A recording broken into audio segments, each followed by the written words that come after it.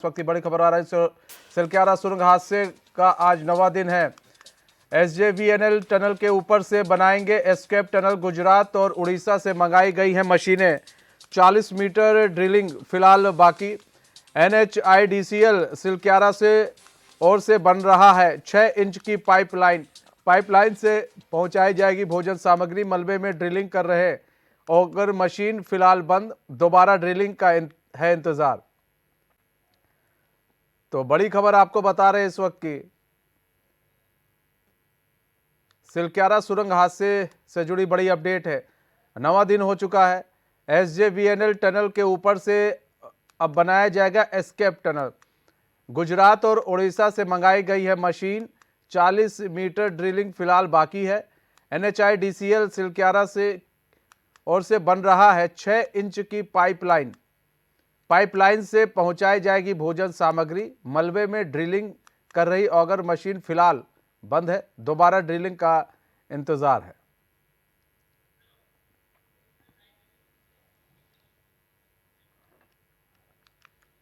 नमस्कार, हमारे साथ रोहित विक्रम सिंह जुड़ चुके हैं, हमारे संवाददाता, पूरी जानकारी के साथ। रोहित, सिलक्यारा सुरंग हादसे को लेकर क्या कुछ अपडेट है? देखिए मनीष जी, जैसा कि आपने ब्रीफ किया है उसी के मुताबिक काम हो रहा है। और फिलहाल अगर काम की बात करें तो आज से संभवतः जो 5 एंगल से वर्टिकली, हॉरिजॉन्टली, परपेंडिकुलर तौर पर ड्रिलिंग का काम शुरू हो जाएगा। 103 मीटर ऊपर से खुदाई की जाएगी और आवश्यकता पड़ेगी तो जो दाएं बाएं से जो ड्रिलिंग की जा रही है वहाँ से मजदूरों को इवैक्यूएट किया जा सकता है मनीष जी।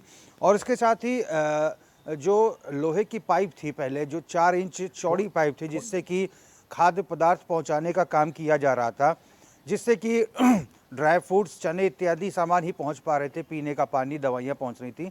उसके लिए एक वैकल्पिक व्यवस्था और की जा रही थी। करीब 40 मीटर 6 इंच चौड़ी पाइप जो है ये डाली जा रही थी, लेकिन कुछ व्यवधान आने के कारण वो आगे तक नहीं पहुंच पाई। करीब 20 मीटर जो है वो पाइप आगे नहीं पहुंच पाई है।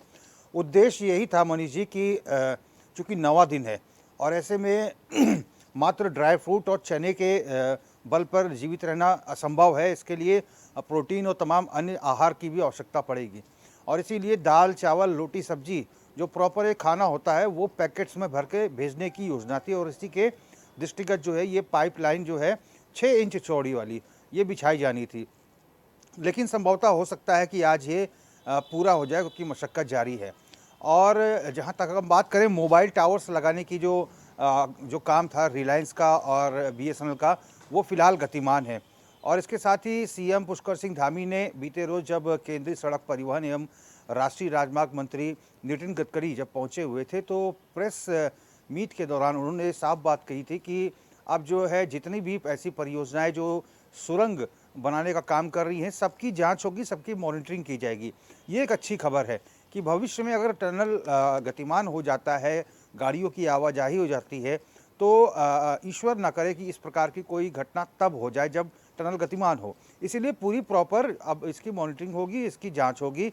जितनी भी टनल बनाई गई हैं सबकी जांच की जाएगी और ये केंद्रीय मंत्री नितिन गडकरी के आदेशानुसार ये पूरा काम हो रहा है। और इसके साथ ही जो कंपनी काम कर रही थी निश्चित तौर पर उसकी जो कार्रवाई है या फिर उसकी लापरवाहियों का संज्ञान जो है यहाँ पर केंद्रीय सड़क परिवहन एवं राष्ट्रीय राजमार्ग मंत्री नितिन गडकरी ने लिया है। संभवतः जब ये इवैक्यूएशन का काम, रेस्क्यू ऑपरेशन जब पूरा हो जाएगा तो इस कंपनी के ऊपर भी जुर्माना और कुछ इसको दंडित भी किया जा सकता है। इसके साथ ही आईटीबीपी की अगर बात करें तो ITBP, Indian Tibet border police ने जो टनल का ऊपरी भाग है, जो पहाड़ी वाला इलाका है जिसके अंदर से टनल गई है, वहाँ पर वैकल्पिक मार्ग तैयार कर दिया है।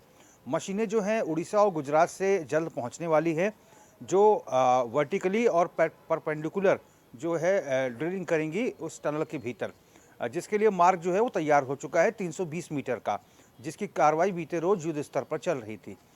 फिलहाल जो है चिकित्सीय सुविधा की अगर हम बात करें तो पूरी चिकित्सा सुविधा की व्यवस्था जो है यहाँ पर राज्य सरकार ने कर रखी है पहले से ही।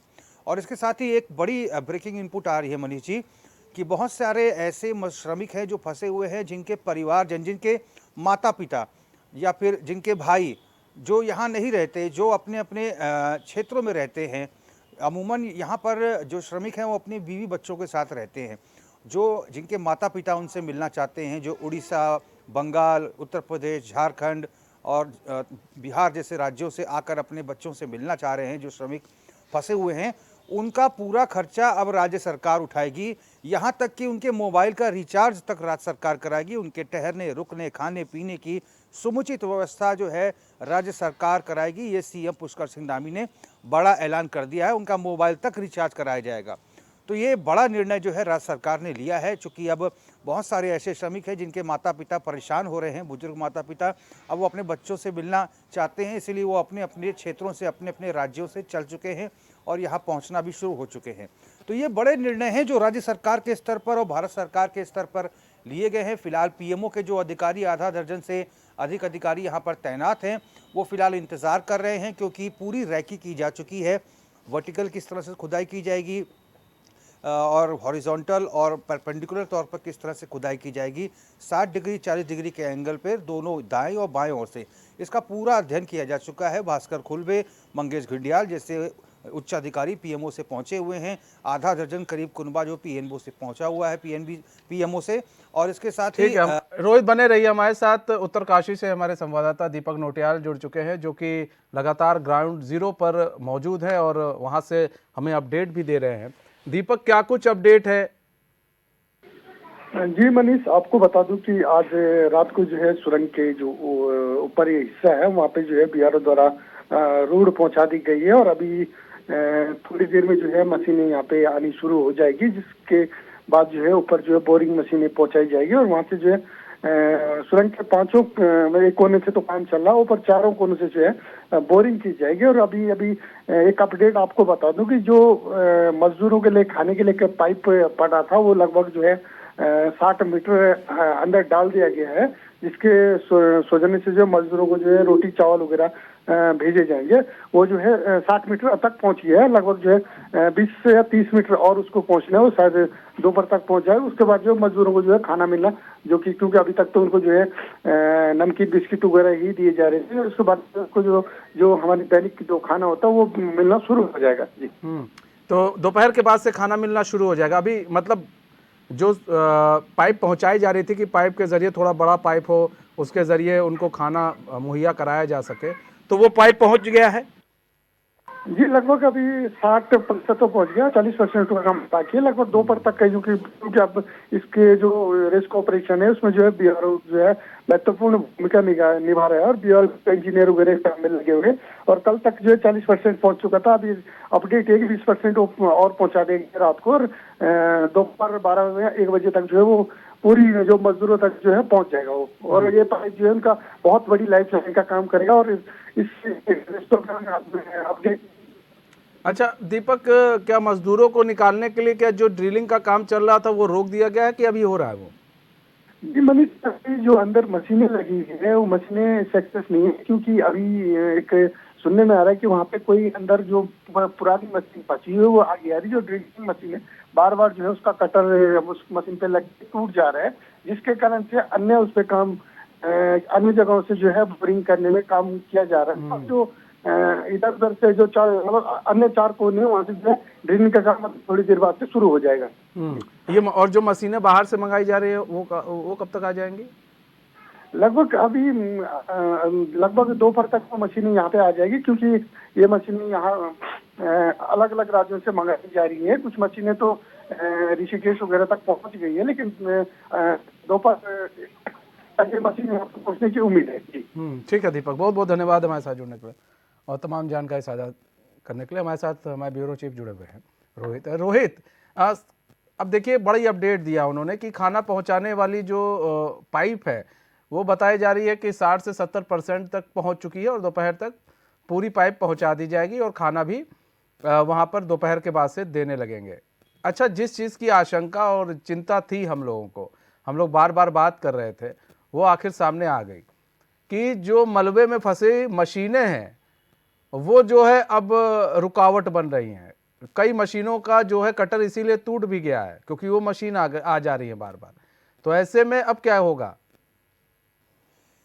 बिल्कुल मनीष जी, और इसी के गंभीरता को ध्यान में रखते हुए जो पीएमओ से टीम पहुंची है, जो केंद्रीय सुरक्षा एजेंसियां हैं, उनको निर्देशित किया है कि वर्टिकली और हॉरिजॉन्टली जो है इसकी ड्रिलिंग की जाएगी, और परपेंडिकुलर के तौर पर इसकी ड्रिलिंग की जाएगी। यानी कि ऊपर से नीचे से तो प्रयास चल ही रहा है, हालांकि मशीन आ रही है, तो निश्चित तौर पर अब जेसीबी या फिर अन्य उपकरण से मलबा हटाने का काम किया जाएगा। ये इन मशीनों को दाएं बाएं किया जाएगा ताकि हॉरिजॉन्टली ड्रिलिंग में कोई समस्या ना आए। और इसके अन्य विकल्प के तौर पर 5 जगह से ड्रिल और किया जाएगा, जैसा हम लगातार कल से मरीज बता रहे हैं। इस पर निर्णय हो चुका है। केंद्रीय सड़क परिवहन एवं राष्ट्रीय राजमार्ग मंत्री नितिन गडकरी ने भी हरी झंडी दे दी है। ऊपर से वर्टिकली 2 सुराख ठीक इधर से होंगे, है, बाएं रोहित तरफ बने से। रहिए। सुशील कुमार हमारे साथ जुड़ चुके हैं, भूवैज्ञानिक है। सुशील जी, स्वागत है चैनल में आपका। सुशील कुमार जी, बड़ी दिक्कतें आ रही हैं और ये दिक्कतें मतलब मजदूरों के लिए ठीक नहीं है। ऐसे में अब कहा जा रहा है 5 जगह से खुदाई की जाएगी। सर, आपको लग रहा है कि 5 जगह से खुदाई की जाएगी और उस खुदाई में कितना समय लगेगा? और ये जो खुदाई 5 जगह से की जाएगी, जो चिन्हित की गई है जगह, वो सुरक्षित है? उससे टनल सुरक्षित रहेगा? देखिए, ये तो मानकर चलना पड़ेगा उन्हें। जहाँ से जैसे भी खुदाई करेंगे तो चूंकि सॉफ्ट मटेरियल है ना, विद सॉइल विद वो डेब्रीज है तो ये ऐसी सिचुएशन में क्या है कि उन्हें प्रिकॉशंस लेकर चलना पड़ेगा कोई भी खुदाई करेंगे। और तो उसमें ये एक्चुअली में सॉफ्ट माउंटेन्स है, तो इसमें बस इसी बात का ध्यान रखना पड़ेगा कि वाइब्रेशन कम से कम हो ताकि वो डिस्टर्ब ना करे और दूसरे जो माउंटेन को ज्यादा नहीं लाए, क्योंकि नहीं तो वो जो मलबा है उसमें ऊपर से जो आ रहा है वो उसकी जो क्वांटिटी है वो बढ़ती चली जाएगी। जैसे जैसे एक्सकेवेट करेंगे, इसलिए सर प्लान किया है, क्योंकि वहां पर वो जितना हटाते हैं उतना ही वापस आ जाता है। तो वो सिचुएशन तो रहेगी, क्योंकि सॉफ्ट सॉइल है एकदम से। हमें बहुत ही ध्यान, और ये तो बहुत ही इम्पोर्टेंट बात है, इससे लेकर चलना साथ में पड़ेगा। अच्छा, वर्टिकली भी कहा जा रहा है, हॉरिजॉन्टली, वर्टिकली मतलब ऊपर से भी खुदाई करने की बात कही जा रही है। तो ऐसे में ऊपर से अगर खुदाई करेंगे तो सर क्या, जो भाई ये सॉफ्ट है, रॉक्स पूरी सॉफ्ट है वहाँ पर, तो क्या ये सही होगा? क्योंकि देखिए, एक तो सबसे बड़ी चीज़ है, बार बार मलबा भी कहाँ से आ रहा है? ऊपर ही से आ रहा है। तो ऐसे में टनल को कोई ऐसा ना हो फिर कोई दिक्कत हो जाए टनल को लेकर। उसमें भी उन्हें पहले वे आउट फाइंड आउट करना पड़ेगा, क्योंकि वो किस तरह से कर रहे हैं, क्या कौन सी मशीन लगा रहे हैं, ड्रिलिंग मशीन कौन सी है, और किस तरह से मलबे को हटाएंगे, ताकि वो ऐसा ना हो कि उसे उसके लिए भी उन्हें प्लान पूरी तरह से करना पड़ेगा। कर सकते हैं, क्योंकि अभी जैसे बोरवेल में आप ऊपर से ही ड्रिलिंग करते हैं वाटर के लिए और आप नीचे तक पहुंच जाते हैं, तो ऐसे नहीं कि वो सॉफ्ट सॉइल में ही करते हैं। जैसे आप देहरादून में भी 300 से 400 मीटर तक का भी बोरवेल होता है, तो उसमें जब ड्रिलिंग करते हैं तो ऐसा कुछ नहीं। वो ऐसी मशीनें हैं जो इस तरह से ले जाते हैं कि वो ज्यादा डिस्टर्ब नहीं करती हैं सिस्टम को, और वो कोलैप्स भी नहीं होती। आपने कभी जब हम वेल बनाते हैं तो उसका साथ में जो मैकेनिज्म है, जो सेफ्टी पाइप जाता है, वो साथ में जाता है उसकी, तो वो कोई भी कोलैप्स नहीं करता। तो शायद पूरी तरह से इस तरह से प्लान किया होगा उन्होंने। अच्छा, तो इस ये जो प्लान किया गया है, तो इसमें तो ये भी मतलब वहाँ पर, क्योंकि जो वैज्ञानिक है, काफ़ी विशेषज्ञ वहाँ मौजूद हैं, उनको भी दिख रहा है बार बार मलबा आ रहा है। तो ऐसे में जो ड्रिल किया जाएगा ऊपर से बोरिंग टाइप में, तो क्या रुक रुक के ही फिर आराम से ही करना पड़ेगा इनको कि हाँ भाई आज जो है इतने घंटे करना है ताकि दिक्कत ना हो? नहीं, ऐसा कुछ नहीं होता। जैसे आप बोरवेल भी बनाते हैं 300 से 400 मीटर का, उसमें आप रुकते नहीं, कंटिन्यूस करते चले जाते हैं, उसमें ऐसा कोई प्रॉब्लम नहीं है। क्योंकि मुझे मालूम है उसमें कोई ऐसा वो कोई ब्लास्ट नहीं करने वाला है। वो उसका मेथड अलग ही होता है। जो ऊपर से बोरवेल बनाएंगे, कोई पोल बनाएंगे उनके एक्सकेवेशन का लोगों के, तो उसमें सारी जो उससे सारी सावधानियां हैं वो साथ में लेकर चलेंगे, क्योंकि उन्हें भी मालूम है अदरवाइज। क्योंकि ऐसा, चूंकि माउंटेन का ये सिस्टम होता है, वो पूरा जो वहाँ पर जो एक्सपर्ट्स होंगे या जो इंजीनियर्स होंगे जो उसे प्लान कर रहे हैं, तो पूरा सिस्टम देखकर ही प्लान करेंगे उसे। उसमें बहुत कोई डरने की जरूरत नहीं किसी को। ठीक है सुशील कुमार जी, बहुत बहुत धन्यवाद हमारे साथ जुड़ने के लिए और अपना बहुमूल्य समय देने के लिए। बहुत बहुत धन्यवाद रोहित, हमारे साथ जुड़ने के लिए और तमाम जानकारी साझा करने के लिए।